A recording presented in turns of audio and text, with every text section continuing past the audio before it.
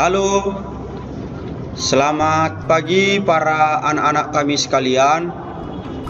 Hari ini pertama-tama kita bersyukur kepada Tuhan Yang Maha Kuasa yang masih memberikan kita kesehatan di tengah wabah pandemik COVID-19 ini.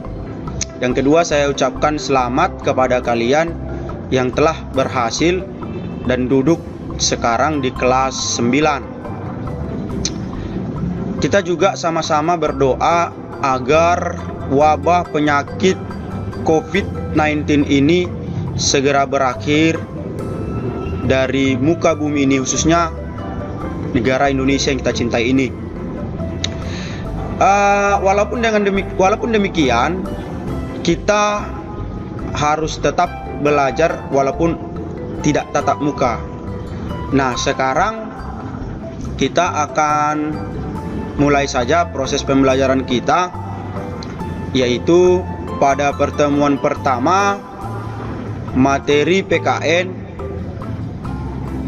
di kelas 9. Pada bab yang pertama ini kalian atau kita akan diberikan materi dinamika perwujudan Pancasila sebagai dasar negara dan pandangan hidup bangsa.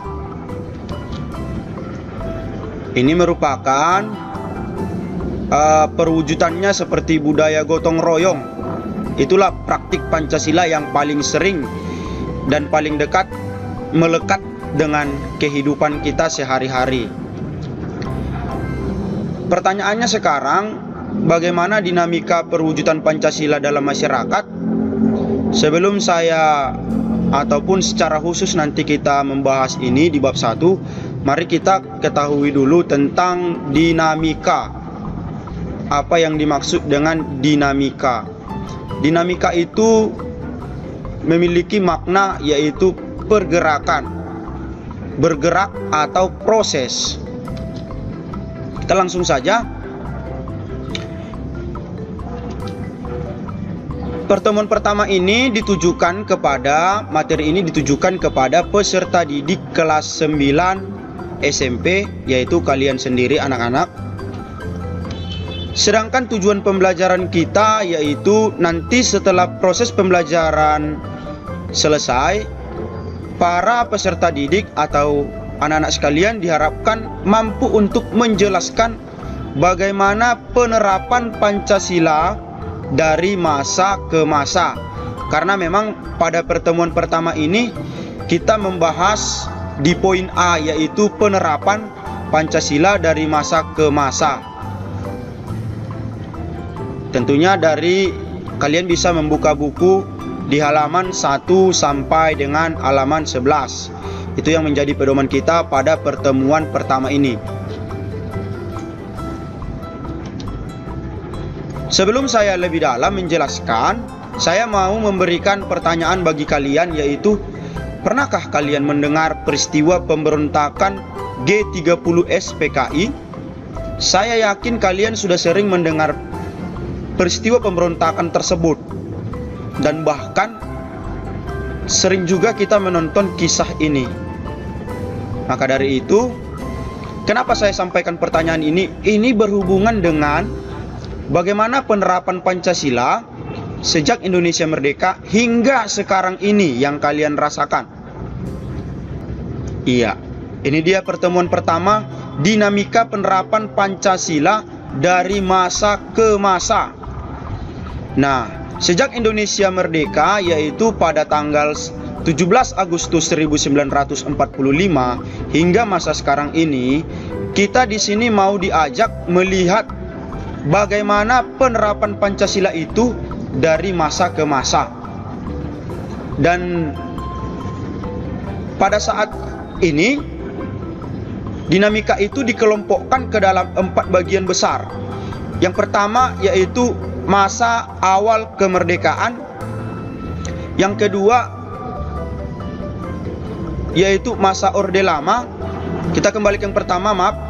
Masa awal kemerdekaan itu yang kurun waktunya tahun 1945 sampai 1959.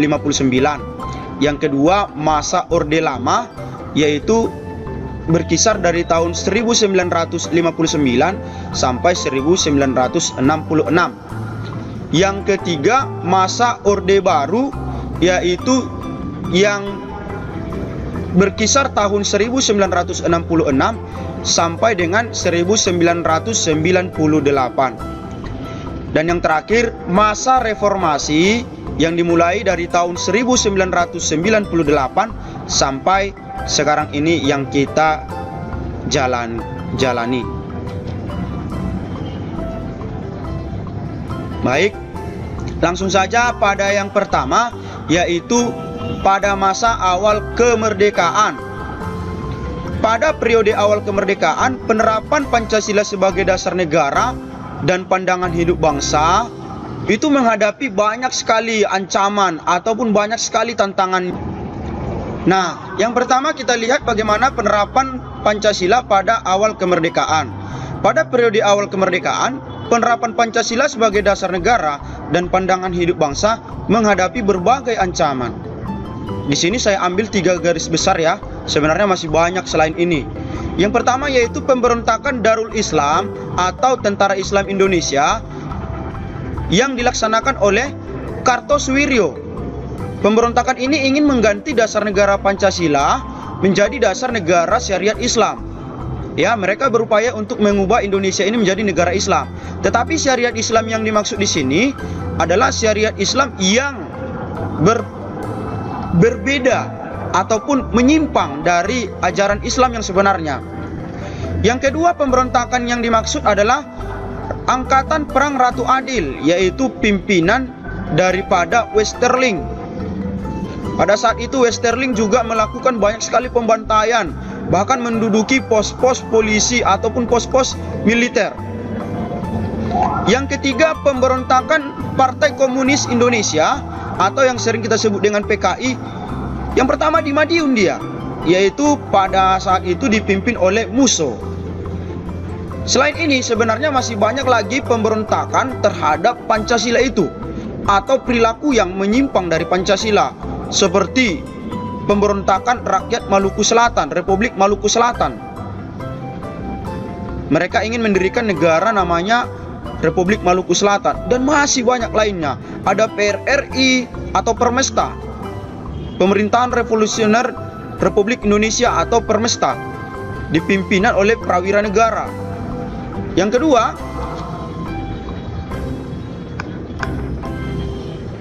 kita perhatikan, sebelum yang kedua kita perhatikan dulu gambar ini. Ini merupakan bukti banyaknya penyimpangan ataupun banyaknya upaya untuk mengganti dasar negara Pancasila yang dilakukan di negara kita ini. Penumpasan PRRI oleh TNI, lihat. Pada gambar yang kedua ada gambar yaitu markas besar divisi Siliwangi TNI yang pada saat itu sudah diduduki APRA, Angkatan Perang Ratu Adil. Ya. Nah, sebenarnya masih banyak lagi bukti-bukti yang lain, cuman saya akan mengambil bagian yang paling penting saja. Yang kedua, masa Orde Lama. Masa Orde Lama itu berlangsung dari tahun 1959 sampai 1966. Tepatnya setelah keluar dekret Presiden 5 Juli 1959. Pada saat itu pemimpinnya yaitu Presiden Insinyur Soekarno. Penerapan Pancasila pada masa ini juga banyak penyimpangan, yaitu coba kita lihat contoh penyimpangannya, yaitu lebih pada kekuasaan presiden. Di sana pertama kali dinyatakan bahwa presiden itu seumur hidup, dan juga seluruh anggota DPR itu merupakan hasil pilihan presiden. Nah, kalau seperti ini, kalau anggota DPR saja dipilih oleh presiden, coba bayangkan apakah kekuasaannya itu nanti, kekuasaan presiden itu kan bakal langgeng selamanya, iya kan? Betul.